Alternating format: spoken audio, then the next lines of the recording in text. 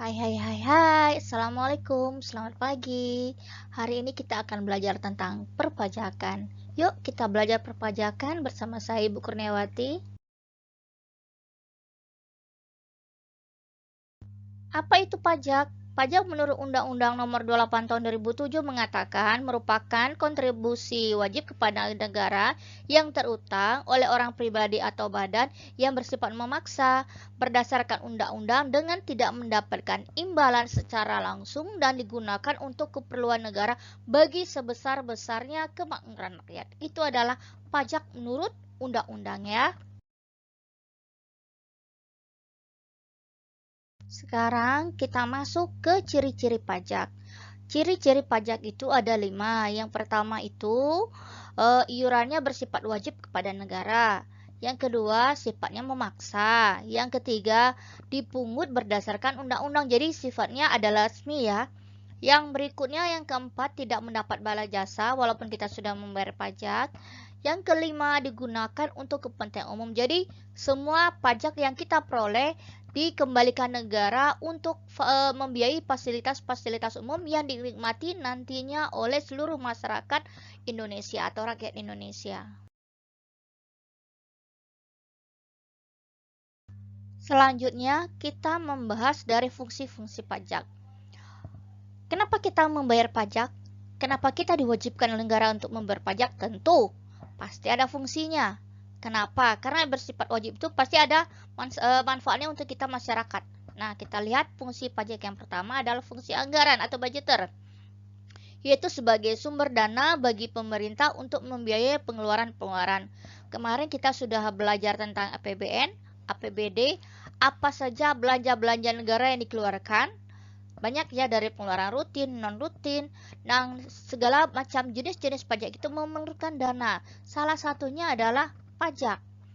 Yang kedua, fungsi mengatur atau regulator sebagai alat untuk mengatur atau melaksanakan kebijakan negara dalam lapangan ekonomi dan sosial. Jadi, fungsi pajak yang kedua ini adalah untuk mengatur jangan sampai terjadi tumpang tindih kebijakan dalam hal ekonomi ataupun sosial yang ada di masyarakat. Jadi menyebabkan kebingungan di dalam masyarakat. Makanya perlu fungsi mengatur dalam pajak ini. Jadi ada kesamaan pandangan di dalam masyarakat tentang fungsi pajak ini. Yang terakhir itu adalah fungsi pemerataan atau distribution, yaitu dapat digunakan untuk menyeimbangkan dan menyesuaikan antara pembagian pendapatan dengan kesejahteraan masyarakat. Jadi fungsi pemerataan ini adalah tujuannya bagi tujuan negara itu untuk masyarakat, semua lapisan masyarakat dapat menikmati, dapat merasakan apa saja yang mereka dapat setelah membayar pajak. Misalnya mereka ke rumah sakit mendapat puskesmas yang fasilitas yang bagus, rumah sakitnya bagus, atau dengan di jalan raya. Dengan dari pajak ini tentu diberikan pemerintah untuk memperbaiki jalan-jalan sehingga masyarakatnya, negaranya itu jalannya bagus semua. Jadi masyarakatnya tidak ada yang mengalami kecelakaan lalu lintas. Itu maksudnya. Nah, tadi ada namanya fungsi mengatur atau regulator. Di sini Ibu akan menjelaskan secara khusus apa saja fungsi mengatur pajak itu. Tadi kan secara umum. Jadi yang pertama itu memberikan proteksi atau perlindungan terhadap barang produksi di dalam negeri. Misalnya dengan memberikan pajak pertambahan nilai. Jadi barang luar yang masuk ke dalam akan kena pajak. Sehingga barang yang ada di dalam negeri kita tidak akan kalah saing dengan produk dari luar, ya. Yang berikutnya, pajak digunakan untuk menghambat laju inflasi. Inflasi adalah kenaikan harga-harga secara umum yang menyebabkan masyarakat kesejahteraannya atau perekonomian terganggu. Maka pajak ini digunakan salah satunya untuk menghambatnya terjadinya inflasi. Yang ketiga itu pajak digunakan untuk mendorong ekspor, yaitu mendorong menjual barang atau produksi di dalam negeri kita untuk keluar. Jadi di luar kita akan menjual barang lebih mahal karena kita mengekspornya, kita akan mendapat keuntungan yang lebih besar dengan diberikan keuntungan kepada pengekspor ini untuk pengusaha di dalam negeri ini dengan diberi kekurangan atau keringanan seperti pajak dari ekspor itu tidak diberikan. Pajak barang ekspor itu 0%. Tapi pajak akan diberikan kepada barang dari luar yang akan masuk ke negara kita. Jadi ada keuntungan untuk pengusaha-pengusaha baik besar ataupun kecil dalam negara kita agar bisa bersaing dengan produk-produk dari luar negeri.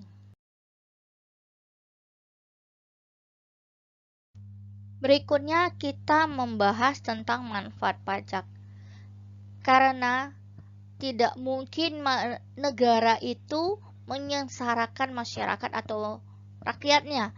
Jadi pajak dipaksa membayar pajak, tentu akan ada manfaat yang akan diterima oleh negara atau masyarakatnya atau rakyatnya. Contohnya yang pertama, manfaatnya itu adalah pajak merupakan sumber penerimaan negara. Karena tanpa pajak, sebagian kegiatan negara itu sulit untuk dilaksanakan atau didapat.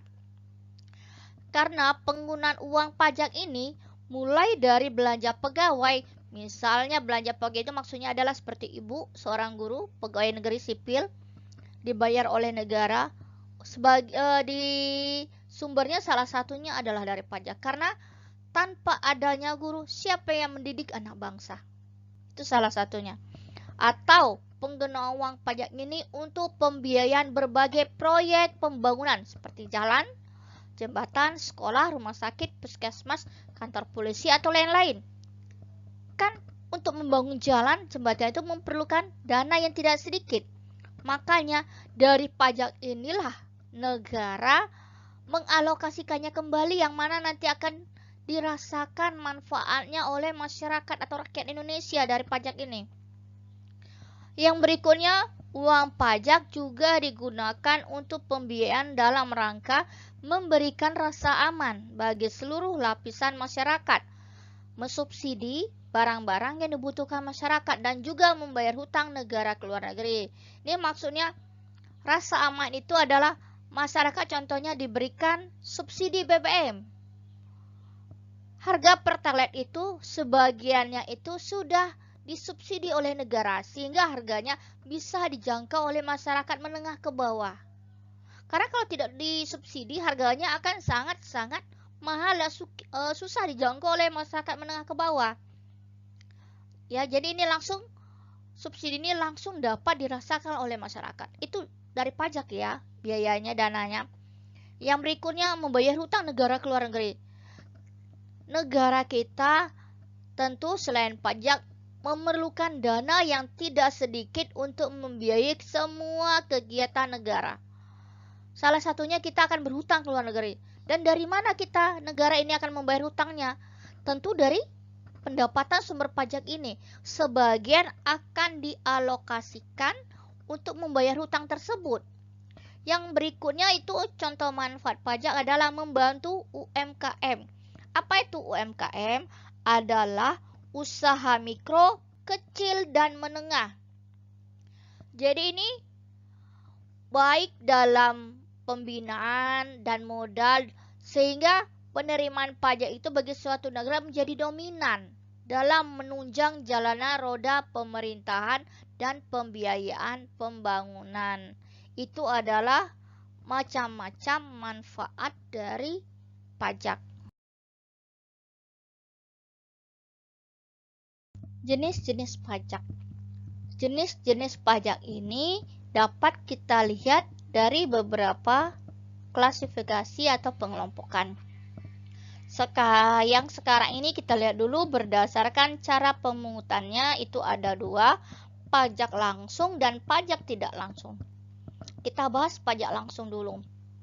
Jadi pajak langsung ini pajak yang dibebankan, harus ditanggung oleh wajib pajak sendiri, tidak boleh dilimpahkan ke orang lain. Contohnya, pajak penghasilan, pajak kekayaan, pajak perseroan, dan lain-lain. Yang kedua adalah pajak tidak langsung. Jadi ini adalah pajak yang pemungutannya dapat dialihkan ke orang lain. Contoh, pajak tontonan, pajak penjualan, bea masuk, bea materai, cukai, bea balik nama, dan PPN.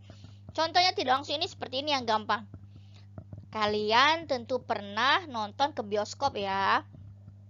Jadi kalau kalian perhatikan struk atau tiket nonton kalian itu akan tercantum di situ kata-kata pajak atau teksnya.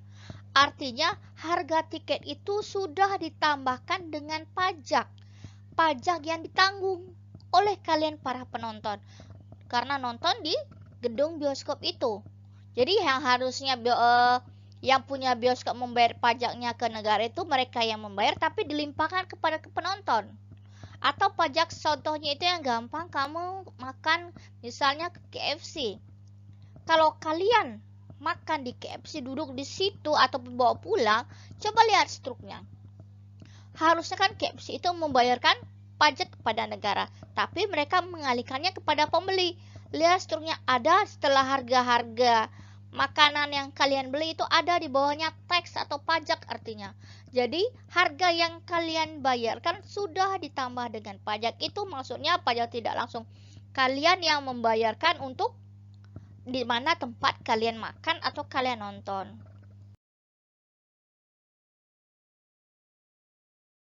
Sekarang kita lihat jenis-jenis pajak berdasarkan lembaga yang memungutnya, yaitu pajak negara dan pajak daerah atau lokal.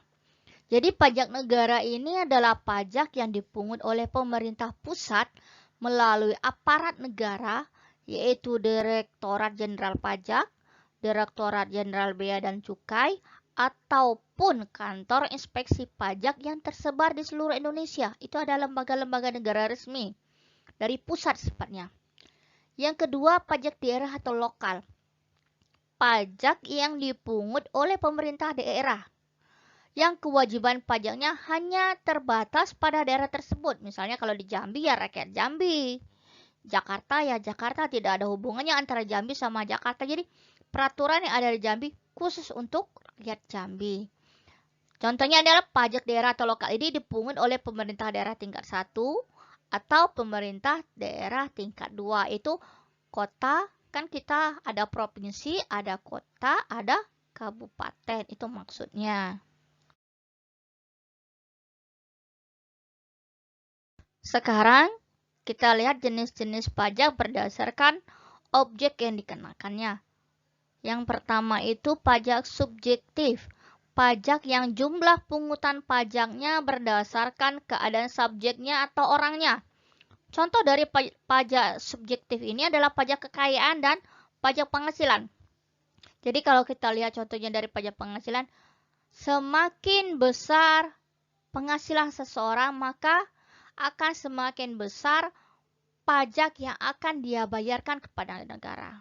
Itu contohnya pajak subjektif. Yang kedua itu pajak objektif. Pajak yang pemungutannya berdasarkan objeknya. Contoh, bea materai, bea masuk, pajak kekayaan, pajak impor, pajak PBB, pajak kendaraan bermotor, dan lain-lain. Contoh ini pajak kendaraan bermotor. Kita sama-sama kita lihat harganya sama-sama motor satu, motor Honda biasa yang umum kita pakai, atau satu lagi motor besar atau moge. Jadi pajak untuk kedua kendaraan motornya walaupun sama-sama roda 2, pajak moge ini kendaraan besar ini jauh lebih besar pajak yang harus dibayarkan kepada negara daripada pajak yang dibayarkan oleh orang yang punya pajak motor Honda ini. Itu maksudnya. Dilihat dari kendaraannya, nilai jualnya. Ya, itu maksudnya bisa dilihat dari itunya. Atau pajak bumi dan bangunan.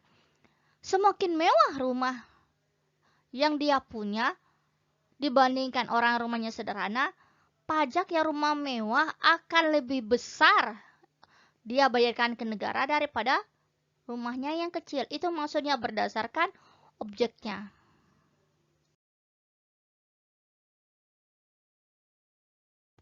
Sekarang kita lihat hubungan pajak dengan APBN dan APBD. Penerimaan pajak pusat merupakan sumber penerimaan paling utama dalam APBN. Penyelenggaraan negara itu dan pemerintahan baik dalam pembiayaan pengeluaran rutin maupun pembiayaan pembangunan sangat-sangat tergantung pada kesadaran masyarakatnya akan kewajibannya dalam membayar pajak.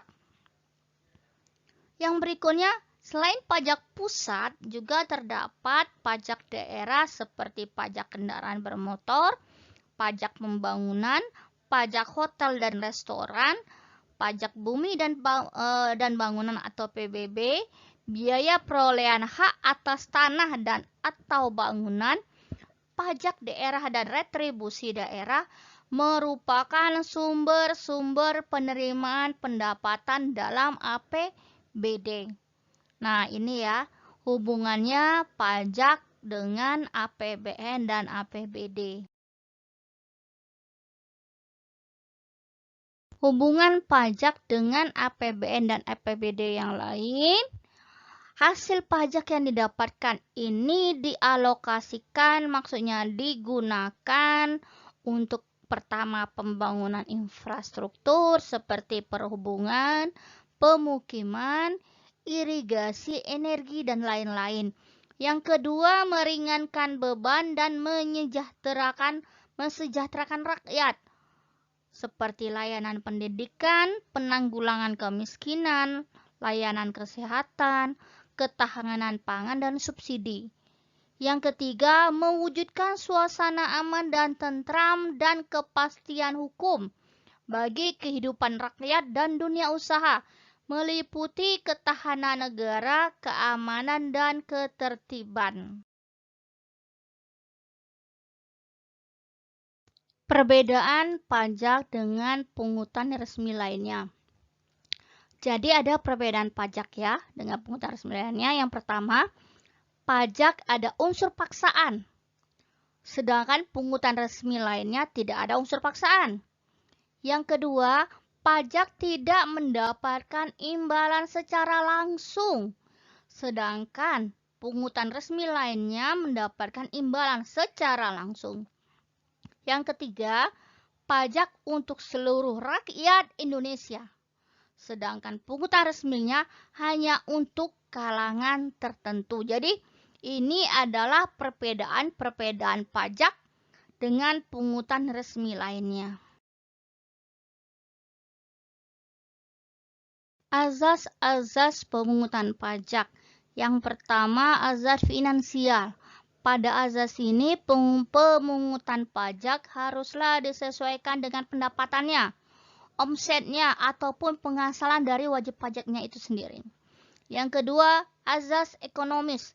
Pada azas ekonomis, setiap nilai pajak yang dipungut dari wajib pajak secara keseluruhan haruslah memberikan dampak nyata pada kesejahteraan rakyat atau kepentingan umum.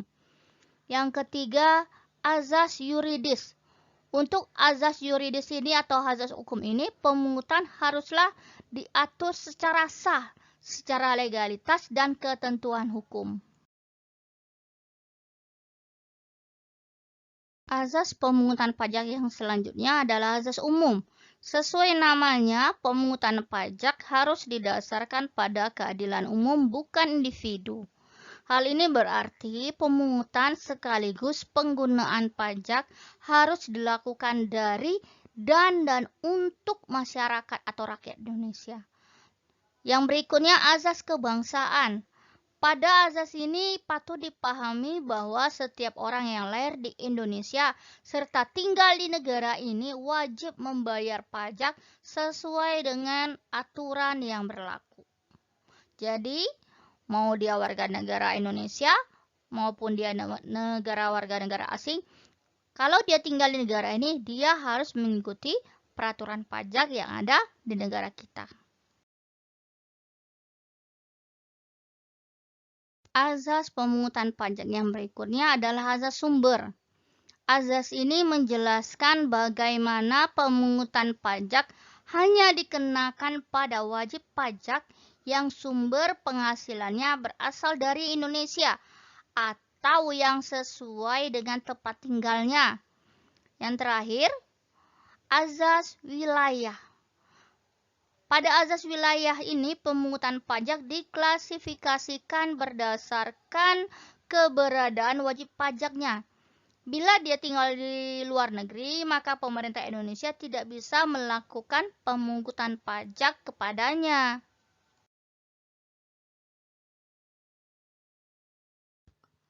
Berikut kita beralih membahas tentang sistem pemungutan pajak. Yang pertama itu adalah self-assessment system. Sistem pemungutan pajak pada self-assessment system ini lebih menitikberatkan pada kemandirian wajib pajak. Jadi artinya itu, penentuan besar kecilnya pajak terutang yang harus dibayarkan dilakukan secara mandiri oleh wajib pajak.